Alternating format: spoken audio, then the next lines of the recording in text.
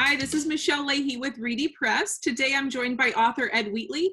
Ed is the author of St. Louis Browns, A Story of a Beloved Team, Incredible Cardinals, and his new book, Baseball in St. Louis, From the Little Leagues to the Major Leagues. Thanks for joining me today, Ed. Thanks. We put together this book, St. Louis Baseball, Little Leagues to Major Leagues. It's kind of an offshoot of the Browns book. And we took this book and followed the same format as our Browns book, which received recognition and selection as the best book published on baseball in 2017. They're both loaded with hundreds and hundreds and hundreds of photos of memorabilia from the history of St. Louis, just as the Browns was the history of this team's evolution for its complete life. And it's an offshoot because as I was doing the Browns book, you just found the passion and the love of baseball in St. Louis. St. Louis recognized as the best baseball town in America, and there's a lot of reasons why. And it really starts with the knowledge and the skill level of ball players in St. Louis, from the amateur ranks, how you came up and learned this history and became great fans. And it's a story that really needs to be understood and remembered. So the book starts with the evolution of baseball coming to St. Louis in 1860, a year before the Civil War, and how it evolved from an amateur game to a professional game, to the Browns and the Cardinals and how we have the Cardinals today. But it's really the backbone of the book is the amateur stories, from the playground leagues of the 20s and 30s to the little leagues, to the great high school teams, the great American Legion teams of St. Louis. People forget or may not even know the Corey League, which is in all the 50 states and other countries around the world. It was created and still headquartered in St. Louis. Yeah. People don't know there was a high school from St. Louis that in the late 40s, 50s had more men in the major league than any other high school in the country. That was Beaumont High School. We had a factory for putting men in the major leagues. And it wasn't just Beaumont. It was Central and Roosevelt in the early years, and as urban sprawl came out to, Rittner, University City, Lafayette. Today we talk about David Freese, Luke Voigt, Kerry Robinson, Ryan Howard. These are all products of the suburbs. And over on the east side in Illinois, those players that came out of New Athens, Whitey Herzog, Dal Maxwell from Granite City. The Edwardsville High School team was ranked number one throughout the 90s by the USA Coaches Poll. So we have all this great history we've brought in, not only the high schools, and then the American Legions. American Legion teams, we had many championships, national champions from the St. Louis region on both sides of the river. The Union Printers were a long tradition going back to 1908. And the St. Louis Union Printer team, which played against the Union Printer teams of other cities, was a regular championship. And we put all this into it.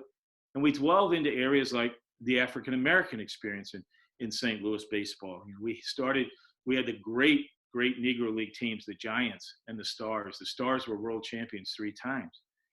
And then we go into who were those players to try to recreate and remember that history. There was the Tandy League, an African-American amateur baseball league, semi-pro up in North St. Louis that was a feeder system to the Negro Leagues and eventually to the major leagues. And who were all the players who played there and put this tradition on the map from both, an African-American, a white community, the whole St. Louis region community.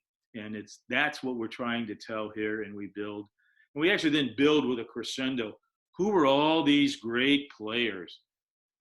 Who were the best of the best from St. Louis in the major leagues? And we put together this all-star composite team of 2 players at every position, 3 left-handed starting pitchers from the right side, 3 from the left side, and 3 in the bullpen. Creates a great hot stove debate. Who were the best? Give you a clue. Yogi Berra, obviously the greatest St. Louis ball player, with all his World Series and all-star appearances. And, who backs him up? Everybody says, well, Joe Garagiola. No. Elston Howard. Elston Howard is the second best catcher from the St. Louis area, the best African-American to ever play in St. Louis. He only had 12 all-star seasons and 10 World Series appearances, plus the 1963 MVP. But people don't remember that. They know it. They just know Yogi and Joe. Yeah. Here's Elston. So, who's at first, who's at second, who's at third, the great story there. But it's really the heart. St. Louis, for St. Louis, baseball's the religion of our town. And I opened the book coming from Bull Durham. If you can visualize Annie Savoy, Susan Sarandon's character, the opening scenes where she says, I've tried all the religions, I really have, but it's the church of baseball that fills my soul day in and day out. That is St. Louis. And you think about our community, how we come together, and how opening day is a national holiday, and that we're suffering right now because we don't have it. So what's best? Go back to these memories and read them. Yes, we have your book. I feel like it was the perfect time for it to be released. Yeah. I, for one, am super excited to read it because everybody is ready for baseball for sure. Where can people pick up a copy of your book, Ed? Well, the book is online. You can get it through reedypress.com. It's at Abigail's and Christopher, two boutiques. We've got it at Novel Neighbor.